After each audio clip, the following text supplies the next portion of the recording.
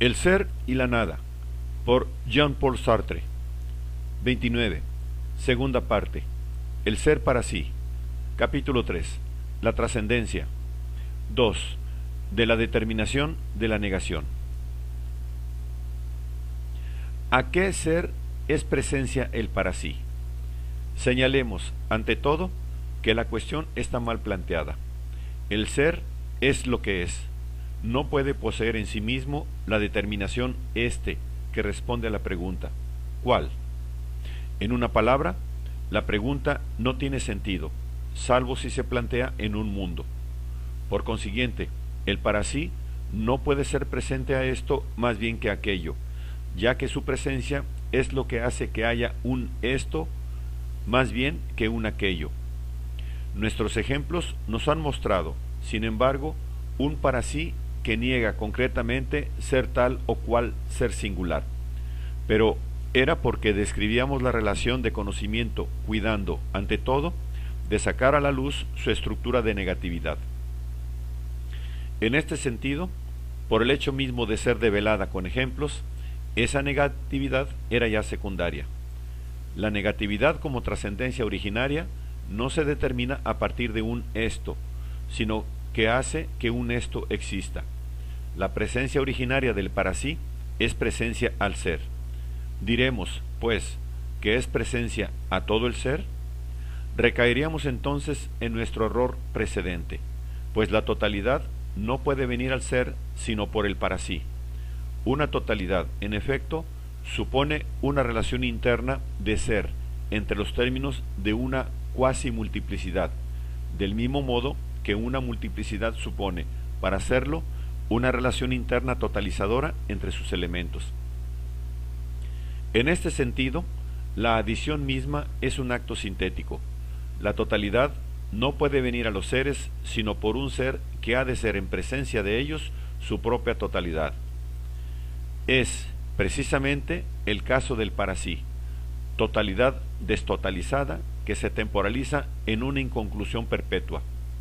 El para sí, en su presencia al ser, hace que exista todo el ser. Entendamos bien, en efecto, que este ser determinado no puede ser denominado como esto, sino sobre el fondo de presencia de todo el ser. Ello no significa que un ser tenga necesidad de todo el ser para existir, sino que el para sí se realiza como presencia realizante a ese ser, sobre el fondo original de una presencia realizante a todo. Pero, recíprocamente, la totalidad, al ser relación ontológica interna de estos, no puede develarse sino él y por los estos singulares,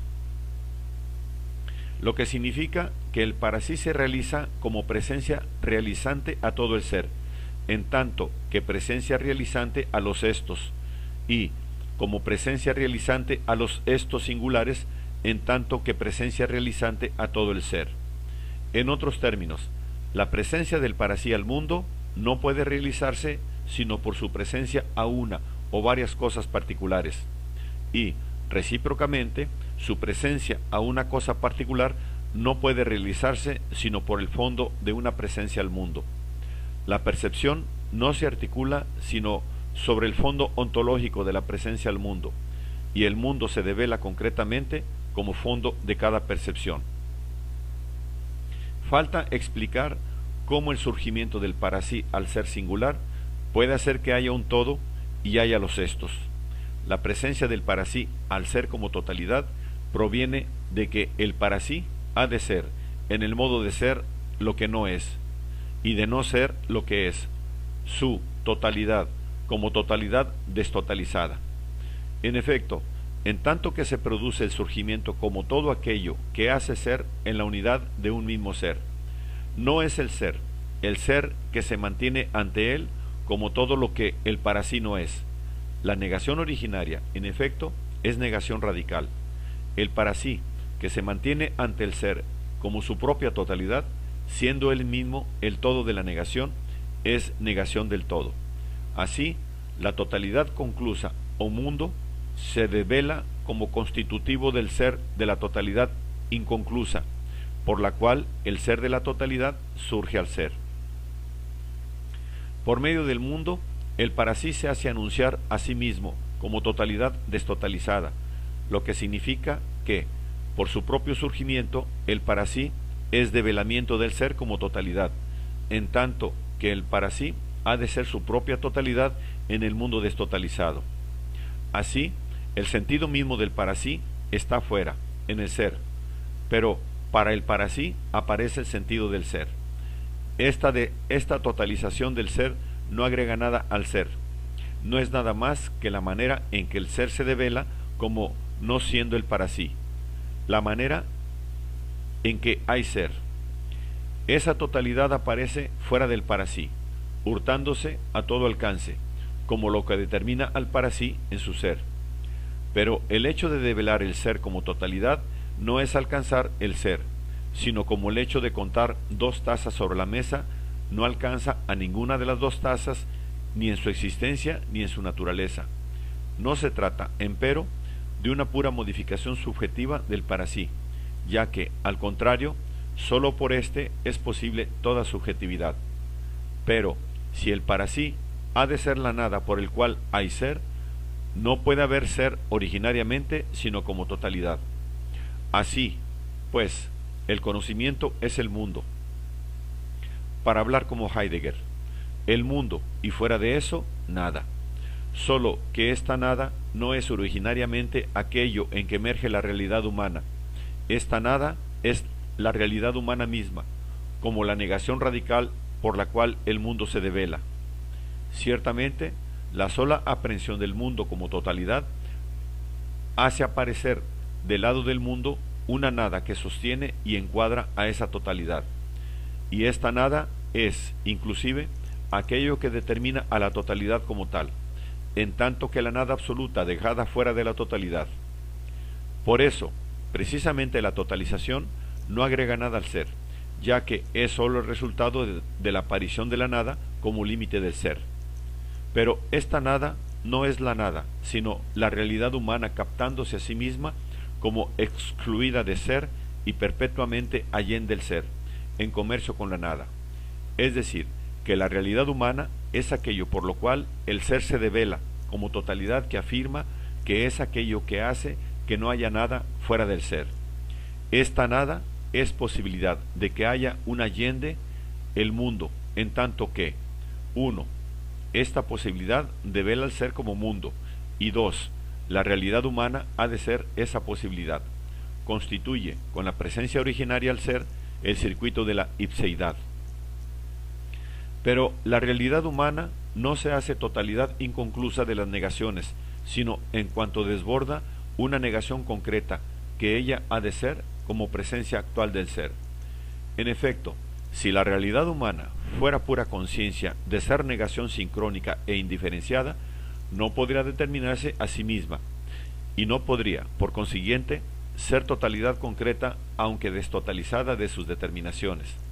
No es totalidad, sino en tanto que escapa, por todas sus otras negaciones, a la negación concreta que ella es actualmente.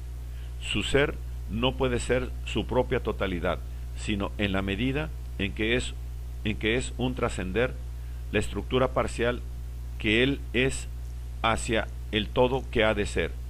Si no, sería simplemente aquello que es, y no podría ser considerado en modo alguno como totalidad o como no totalidad. Así pues, en el sentido en que una estructura negativa parcial debe aparecer sobre el fondo de las negaciones indiferenciadas que yo soy y de las cuales ella forma parte, me hago anunciar por el ser en sí una cierta realidad concreta que yo he de no ser. El ser que no soy actualmente, en tanto que aparece sobre el fondo de la totalidad del ser, es el esto. El esto es lo que yo no soy actualmente, en tanto que he de no ser nada del ser. Es lo que se revela sobre el fondo indiferenciado de ser, para anunciarme la negación concreta que he de ser sobre el fondo totalizador de mis negaciones. Esta relación originaria del todo y del esto está en la fuente de la relación que la Gestalt Theory ha puesto de manifiesto sobre el fondo y la forma. El esto aparece siempre como un fondo, es decir, sobre la totalidad indiferenciada del ser, en tanto que el para sí es negación radical y sincrética de ella. Pero siempre puede diluirse en esta totalidad indiferenciada en cuanto surja otro esto.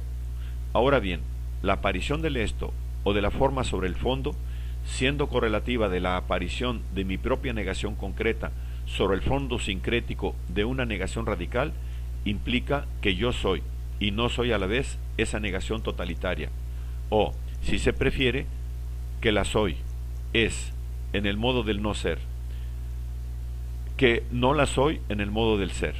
Solo, en efecto, la negación presente parecerá sobre el fondo de la negación radical que ella es, si no, en efecto, estaría enteramente escindida de ella, o bien se fundiría con ella. La aparición del esto sobre el todo es correlativa de cierta manera que tiene el para sí de ser negación de sí mismo. Esto porque yo no soy aún mis negaciones futuras y no soy mis negaciones pasadas. El develamiento del esto supone que el para sí no puede existir sino sobre cierta negación, con retroceso de las otras negaciones en el desvanecimiento sincrético del fondo, es decir, como totalidad de la negación que se constituye como una actividad radical. El para sí no es el mundo, la espacialidad, la permanencia, la materia, en suma, el en sí, en general. Su manera de no serlos es el no ser. Su manera de no serlos es el no ser de no ser esta mesa, este vaso, esta habitación, sobre el fondo total de negatividad. El esto supone, pues, una negación de la negación, pero una negación tal que ha de ser la negación radical que ella niega, que no cesa de vincularse a ella por un hilo ontológico y que sigue dispuesta a fundirse en ella por el surgimiento de otro esto. En este sentido, el esto se devela como esto por retroceso al fondo del mundo, de todos los demás estos. Su determinación, que es el origen de todas las determinaciones, es una negación. Entendamos bien que esta negación, vista por el lado del esto, es enteramente ideal. No agrega nada al ser y nada le quita. El ser considerado como esto es lo que es y no deja de serlo, no deviene. En tanto que tal, no puede ser fuera de sí mismo en el todo como estructura del todo, ni tampoco estar fuera de sí mismo en el todo para negar de sí mismo su identidad con el todo. La negación no puede venirle al esto, sino por un ser que ha de ser, a la vez, presencia al todo del ser y al esto, es decir, por un ser extático.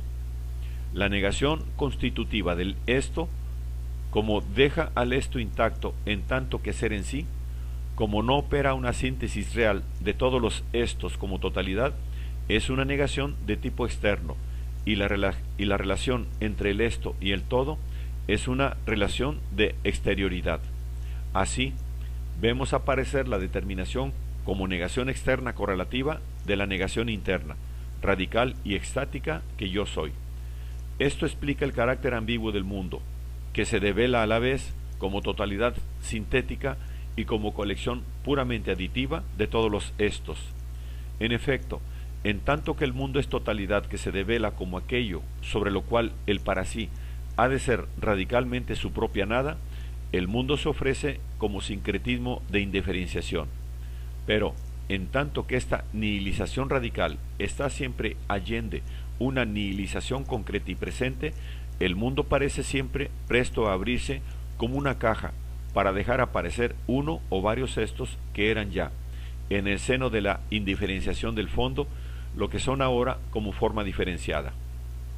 Así, al acercarnos progresivamente a un paisaje que se nos daba en grandes masas, vemos aparecer objetos que se dan como habiendo sido ya ahí a títulos de elementos de una colección discontinua de estos. Así también, en las experiencias de la Gestalt Theory, el fondo continuo, como se lo aprende como forma, se quiebra en multiplicidad de elementos discontinuos. Así el mundo, como correlato de una totalidad destotalizada, aparece como totalidad evanescente, en el sentido de que no es nunca síntesis real, sino limitación ideal de una colección de estos, por la nada. Así, el continuo, como dualidad formal del fondo, deja aparecer a lo discontinuo como el tipo de la relación externa entre el esto y la totalidad. Justamente, esta perpetua evanescencia de la totalidad en conexión, de lo continuo en discontinuo, recibe el nombre de espacio. El espacio, en efecto, no puede ser un ser. Es una relación móvil entre seres que no tienen entre sí relación alguna. Es la total independencia de los ensíes, en tanto que ésta se devela a un ser que es presencia a todo el en sí, como independencia de los unos respecto de los otros. Es la única manera en que pueden revelarse unos seres como carentes de toda relación entre sí, al ser por el cual la relación viene al mundo, es decir, la exterioridad pura. Y como esta exterioridad no puede pertenecer ni a uno ni a otro de estos considerados, y por otra parte, en tanto que negatividad puramente local es destructiva de sí misma, no puede ni ser por sí misma ni ser sida. El ser espacializador es el para sí en tanto que copresente al todo y al esto. El espacio no es el mundo, sino la inestabilidad del mundo captado como totalidad, en tanto que puede siempre disgregarse en multiplicidad externa. El espacio no es el fondo ni la forma, sino la idealidad del fondo, en tanto que puede siempre disgregarse en formas. No es ni lo continuo ni lo discontinuo, sino el tránsito permanente de lo continuo a lo discontinuo. La existencia del espacio es la prueba de que el para sí, al hacer que hay hacer, no añade nada al ser. Es la idealidad de la síntesis. En este sentido, es a la vez totalidad, en la medida en que toma del mundo su origen y nada, en tanto que determina en una pululación de estos. No se deja prender por la intuición concreta, pues no es, sino que es continuamente espacializado. Depende de la temporalidad y aparece en la temporalidad, en tanto que no puede venir al mundo sino por un ser cuyo modo de ser es la temporalización, pues es la manera en que este ser se pierde extáticamente para realizar al ser. Pues es la manera en que este ser se pierde extáticamente para realizar el ser.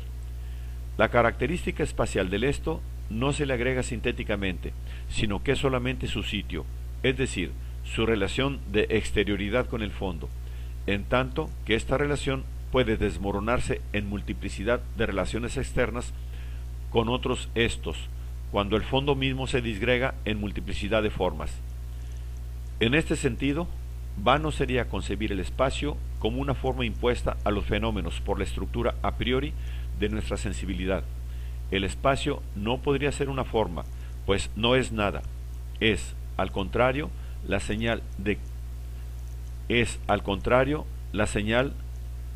que nada, sino la negación, y ello sólo como tipo de relación externa que deja intacto lo por ella unido, puede venir al en sí por el para sí. En cuanto al para sí, no es el espacio, es lo que se aprende precisamente como no siendo el ser en sí, en tanto que el en sí se le devela en el modo de exterioridad llamado extensión. Precisamente en tanto que niega de sí mismo la exterioridad al captarse como extático, espacializa al espacio, pues el para sí no está con el en sí en una relación de yuxtaposición o de exterioridad indiferente. Su relación con el en sí como fundamento de todas las relaciones es la negación interna, y el espacio es, por el contrario, aquello por lo cual el ser en sí viene a la exterioridad indiferente con respecto a otros seres existentes en un mundo. Cuando la exterioridad de indiferencia es hipostasiada como sustancia existente en sí y por sí, lo que no puede producirse sino por un estadio inferior del conocimiento es objeto de un tipo particular de estudios con el nombre de geometría, y se convierte en una pura especulación de la teoría abstracta de las multiplicidades. Queda por determinar qué tipo de ser es el de la negación externa, en tanto que ésta viene al mundo por el para sí. Sabemos que no pertenece al esto. Este diario no niega de sí mismo ser la mesa sobre el cual se destaca, sino sería estáticamente fuera de sí en la mesa a la cual negara, y su relación con ella sería una negación interna. Cesaría por eso mismo de ser en sí para convertirse en para sí. La relación determinativa del esto no puede pertenecer, pues, ni al esto ni al aquello. Los cierne sin tocarlos, sin conferirles el menor carácter nuevo, los deja como lo que son.